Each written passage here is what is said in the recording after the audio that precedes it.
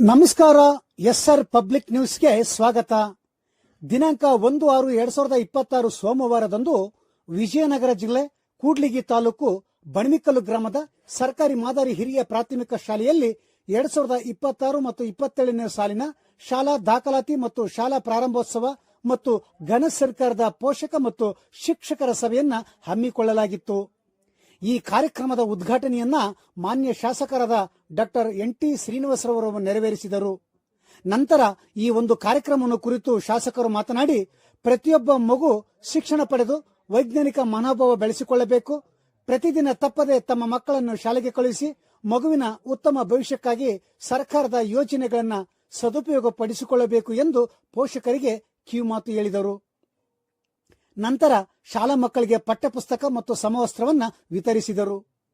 ನಂತರ ಈ ಕ್ಷೇತ್ರದ ಎಲ್ಲ ಶಾಲೆಗಳ ಅಭಿವೃದ್ಧಿಗೆ ಮತ್ತು ಉತ್ತಮ ಶಿಕ್ಷಣಕ್ಕಾಗಿ ಸಂಪೂರ್ಣ ಸಹಕಾರ ನೀಡಲಾಗುವುದು ಎಂದು ಭರವಸೆ ನೀಡಿದರು.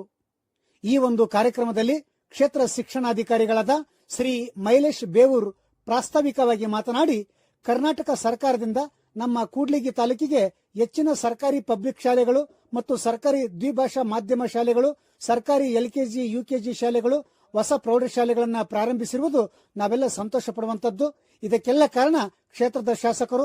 ಇವರಿಗೆ ಶಿಕ್ಷಣದ ಮೇಲಿನ ಕಾಳಜಿಯಿಂದ ಹೆಚ್ಚಿನ ಅನುಕೂಲ ಆಗಿದೆ. ಆದ್ದರಿಂದ ಎಲ್ಲ ಪೋಷಕರು ಮತ್ತು ಮಕ್ಕಳು ಅನುಕೂಲ ಪಡೆದುಕೊಳ್ಳಬೇಕಾಗಿ ಹೇಳಿದರು.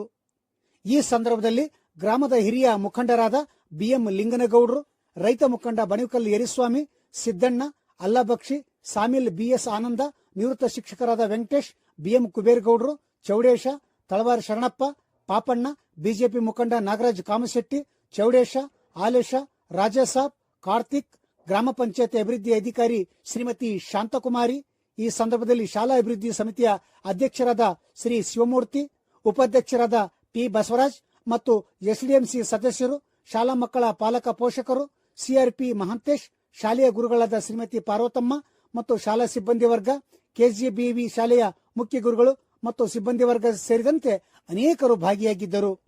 ಈ ಒಂದು ಕಾರ್ಯಕ್ರಮಕ್ಕೆ ಸರ್ವರನ್ನ ಜಿ ಕರಿಬಸವನಗೌಡ ಇವರು ಸ್ವಾಗತಿಸಿದರು.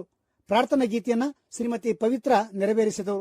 ಕಾರ್ಯಕ್ರಮದ ನಿರೂಪಣೆಯನ್ನ ಶ್ರೀಮತಿ ಗೀತಾ ಬಪ್ರಿ ನೆರವೇರಿಸಿದರು. ವರದಿ BH Sharanappa, SR public news, Kudligi.